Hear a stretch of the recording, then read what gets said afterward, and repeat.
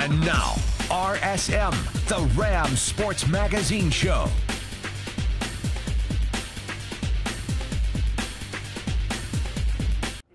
Good evening and welcome to RSM, Ram Sports Magazine Show. I'm your host, Anthony Keith. Huge news came out of CSU this week. Quarterback Pete Thomas has decided to leave the university and pursue opportunities elsewhere. He was released from his scholarship, and I'll let you know when he finds a school of his choosing. On top of that, Steve Fairchild found himself a new job with the San Diego Chargers on the offensive side of the ball. But earlier this week, I took the time to sit down one-on-one with athletic director Jack Graham. Here's what the head honcho had to say. Jack, you've been in the job for about a month and a half right now. Just kind of tell me, how's it been treating you? Are there any surprises? How's it been going? It's been a great start. No surprises. I'd say again, I'm thrilled and really privileged to have an opportunity to work as the athletic director at Colorado State.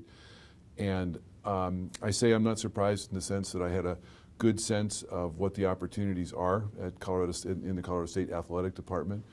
And our heads down, and we're working our tails off right now to find a way to capitalize on those opportunities. That's awesome. One of those opportunities, obviously, Coach Mack just claimed his second national title. When he pulled that off as the O coordinator, was there a sense of relief? Was it, hey, we've got the right guy. Look what he did, just a few weeks ago. But I don't think it was a sense of relief as much. It was just real joy for Coach Mack and all of the coaches that he worked with and the players that he was coaching at the University of Alabama. I did have an opportunity to get to know them to a degree. And it was just kind of the culmination of what I would characterize as a great career at Alabama and a great career leading up to that point. I thought that the way they executed in the national championship game was superlative. I was at the game, picked them up right after the game was over. The thing that impressed me the most wasn't just the level of execution, but it was seeing what A.J. McCarron, their quarterback, was in that game and how almost perfectly he played. And if you compared his play to what he was doing at the beginning of the season, he was a great athlete at the beginning of the season. At the end of the season, he was a quarterback and an exceptional quarterback. And from my perspective, that's an indication of the kind of development capabilities that Coach Mack is bringing to our football program. Top-notch, a lot of improvement. Now, looking ahead, there's plenty of excitement in the community. What's the excitement like in this athletic department? I think we all have the sense that we're drinking from a fire hose right now. There are, as I said, a lot of opportunities. We take very seriously that the athletic department's responsibility is to enable success.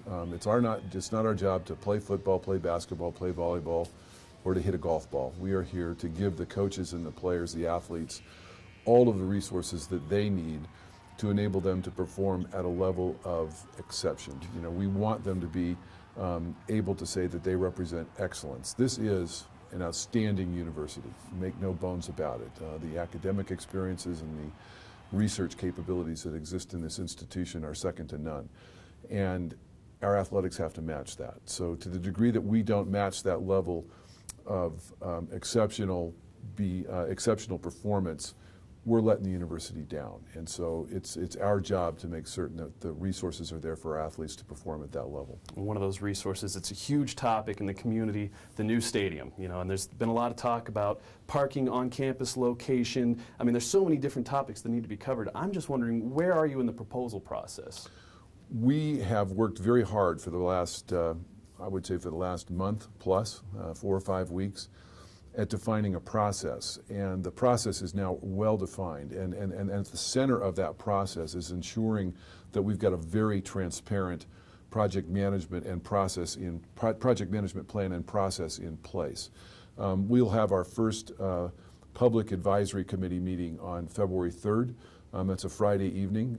It'll happen from I think the starting time is 7 o'clock over at the Laurie Student Union. And we've picked that time specifically to enable as many students and members of the community to come and observe. We're not looking for community feedback around our meetings, but rather they have an opportunity to listen to the dissertations of the members of the advisory committee. And we've got people from all walks of life, from from the faculty, from the staff of the university, representatives of the student body, as well as from the broader Fort Collins community, and of course people from the athletic department and from Dr. Frank's administration as well. And so I think we've got a great group of people to help us through this process to ensure that the decisions that we make are consistent with the values and the objectives of both our university as well as the broader community. That's great to hear. February 3rd, you guys are really getting things rolling, and that's your goal, get these things done fast. 2014 was the original target. Is that still looking to be that year? You know, I'm not going to back away from that time, that timeline. I would like to see us kick off in September of 2014, and as I've said, that's a very, very aggressive timeline. If we pull that off, I think that if we pull that off, and we pull it off with the kind of quality objectives that we've got, I think everyone's going to stand up and celebrate, including me. And if we slip a year, I think we'll still be able to stand next to this project and say we did a great job. So not going to relent from that date, and we'll see how it goes. Stay tuned, because there's still plenty more coming up with Jack after the break.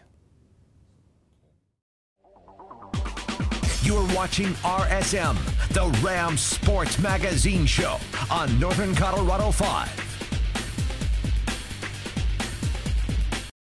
Welcome back to RSM. If you're just joining us, I'm talking one-on-one with CSU's athletic director, Jack Graham.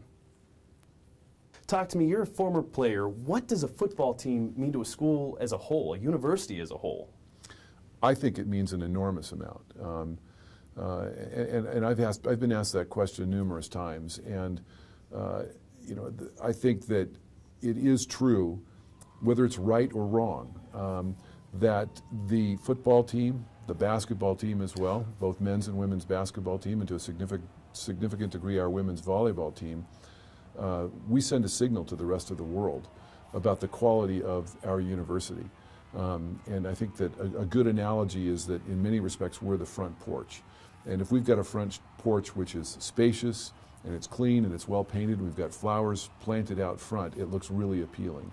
And that entices people to walk up the front porch and into the front door to see what's inside our house, which is our university. And obviously that is why we are here. And so if we can entice people to come and take a look, I think that's what our job and our objective is. And frankly, if we're playing at a high level, we've got a great front porch. And if we're not playing at a high level, we don't have a great front porch, and we're letting the university down. And so as I said, right or wrong, that is the way it works.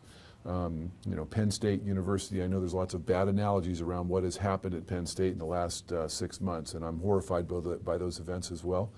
But great things happened at that university as a result of some quality things that were going on at the football program for years. You look at Michigan State and Oklahoma State, Arizona State, you know, countless examples of universities which, in my opinion, are quality universities, but if you compare them to our university from an academic perspective and from a research perspective, I put us right up there in front of them.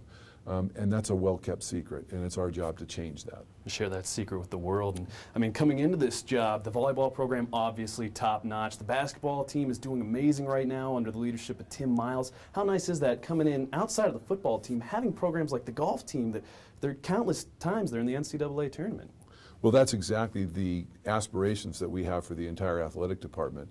And you hit all of them right on the head. Tim Miles has done a fantastic job with our basketball team. We played last night against Boise State with 8 ball players. We had 5 guys on the floor and 3 guys on the bench, basically. So with 8 guys, and we're undersized. And yet at the same time, we had that game in hand the entire game. Something good is going on there. He's attracting good athletes and he's coaching them exceptionally well. And you can say exactly the same thing about our women's volleyball program and what Tom Hilbert is doing there and what Jamie Burmill is doing for our golf team. That's the standard that we're holding ourselves to for every single sports program that exists in Colorado State athletics. Not the least bit interested in babysitting or being affiliated with mediocrity. Everybody that's going to be an athlete at CSU is going to be part of a program that represents excellence, because that's what this university requires of us. Looking at Moby Arena, they threw up the new scoreboard last year. That was a huge installment to that. There's been talk that you're looking to do more renovations, upgrade Moby Arena some more. We are. There's a couple of things that are going to happen with Moby. First of all, is we are going to do what I would characterize as a moderate expansion of some of the concession stands and the restrooms, and we're going to make larger the Hall of Fame room there, so that the experience that our fans are going to have is going to be in a much, much nicer space. And we're going to start to brand the traditions and the excellence that has existed at Colorado State in a much more prominent and visible way, so that people can actually see it and participate in it and be in it. And so there will be that expansion, and that's going to be started this summer. The design process is underway in that regard. Our Board of Governors and our President has approved that work. In addition to that, there's some infrastructure work that we need to do with locker rooms, with our weight room. We've got a great weight room, but we're sort of in an overflow environment right now and need a little bit more space. And so what I would characterize as infrastructure work inside Moby Gym is going to take place as well. That's a separate project, and we're just beginning the work in that regard. Going all out. Now, I'm sure you've heard of Moby Magic. Do you believe in Moby Magic? I absolutely believe in Moby Magic. I think that it's all about, it makes such a difference to be playing in front of your own fans, and in particular, your friends and your colleagues. And so, you know, when our basketball team is on the floor and there are 3,800 students that show up, which is what we got last night, we had a fantastic show out by our student body.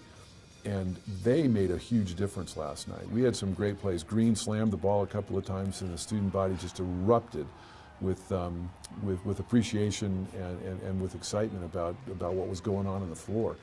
And believe me, that doesn't go unnoticed by a ball player. You think that everybody's heads down and they're focused. We can hear. They can hear. I promise you, they can hear. And that vibe goes right through their spine, and it makes them play better. And they helped our team a lot last night. I believe in Moby Magic a lot.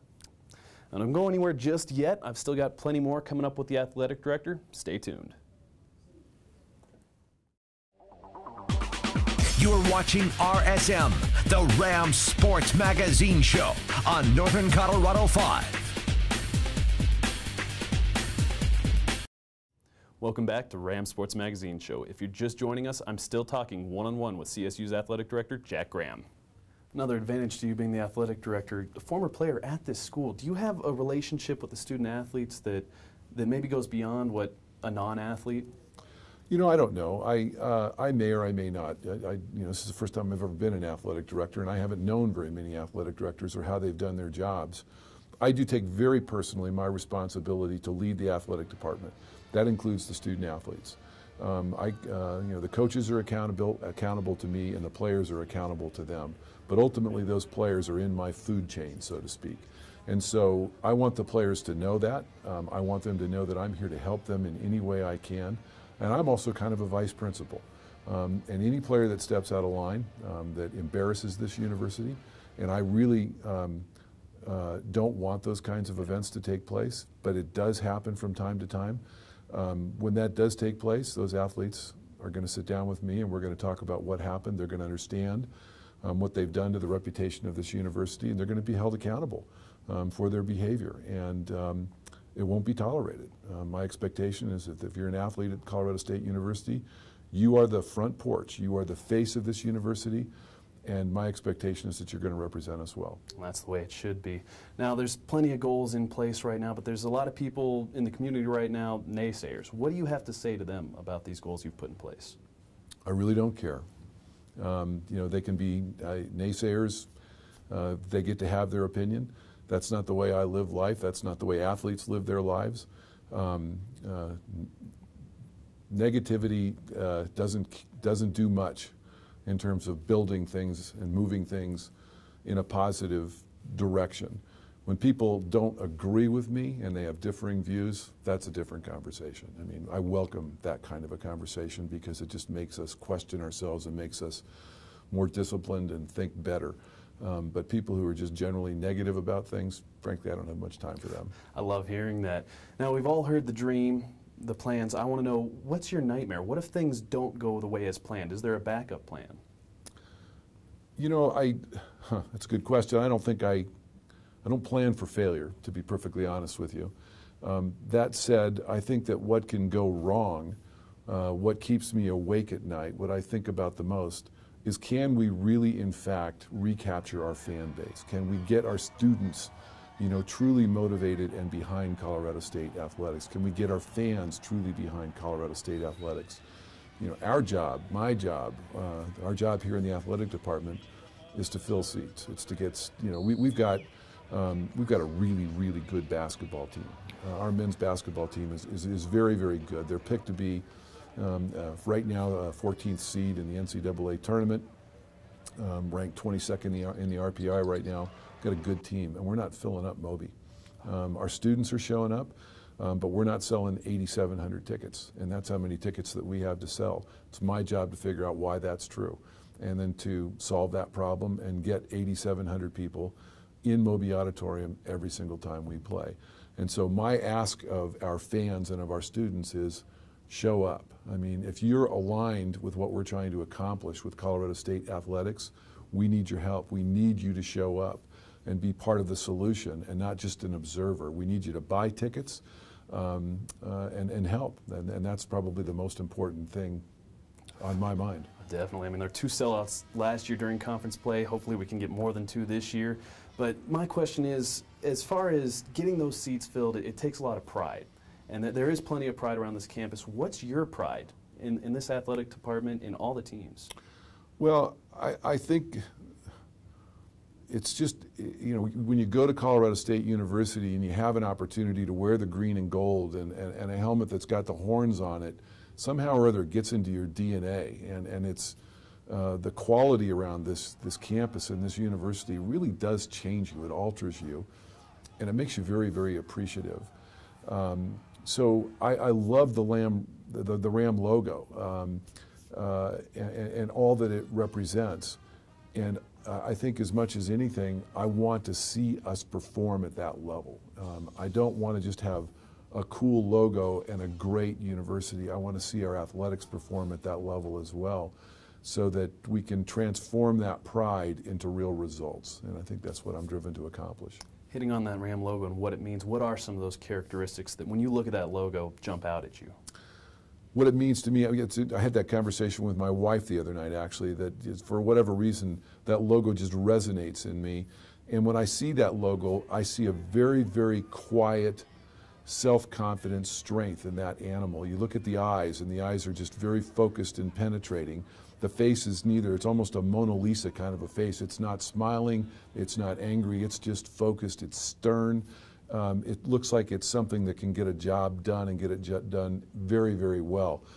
I think it represents a lot, and those things all mean a lot to me. That's awesome. I love hearing that. Talking about the wife and the personal life, you're coming from Boulder, you're in Fort Collins now, you got an apartment. Just talk about this community. You've immersed yourself back into it, and how great of a place is the Fort?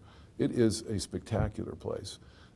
It's just, I was driving, I had a lunch appointment this afternoon and was just driving back from my appointment with you and just noting to myself how well organized this city is and how well manicured it is. The landscaping is beautiful. It doesn't have the feel of, it still has a very, very small town feel, and yet there's a real meaningful degree of sophistication that is here. So it's got the best of both worlds. I love the fact that we are an academic college community in a college university environment that's completely annexed to agriculture. So you get this very lofty, progressive kind of thinking combined with people who are out digging in the dirt and raising animals that keep us all really well grounded. And I really like that about this community. So I like this place a lot. One of the best places to live in the world. That's my personal opinion right there. Last question for you, Jack. We heard your statement to the fans, the alum, when you first showed up. What is your statement a month and a half into your job? I think my statement is we need your help. This is not going to happen. And by this, I mean elevating the level of play and the kinds of results that we're all aspiring to deliver to this university without the help of our fans and without the help of our student body. And as I mentioned a minute ago, we need people to show up. They have to come to games, buy season tickets, buy individual game tickets to every event that you can possibly attend, and show our student athletes and our coaches that you care and you're willing to invest your time and you're willing to show up. That support is really, really meaningful. And what comes with that as a sideline is money. We get money from ticket sales. And as it's true with every business, you need money to run a business. And so we need to expand our budget. And one of the ways we can do that is by selling more tickets. And it's not just about the money. because we do get to have also the experience of supporting our teams, and you get to watch them too. And we put on some good shows here, some very good shows here. Definitely. And I hope that dream comes true, all the support comes together, and it all comes to life. Jack, I want to thank you so much for joining us on the show, and stay tuned, Rams fans, because there's still plenty more to come. Coming up next on the show, a recap of the men's basketball game against Boise State on Tuesday.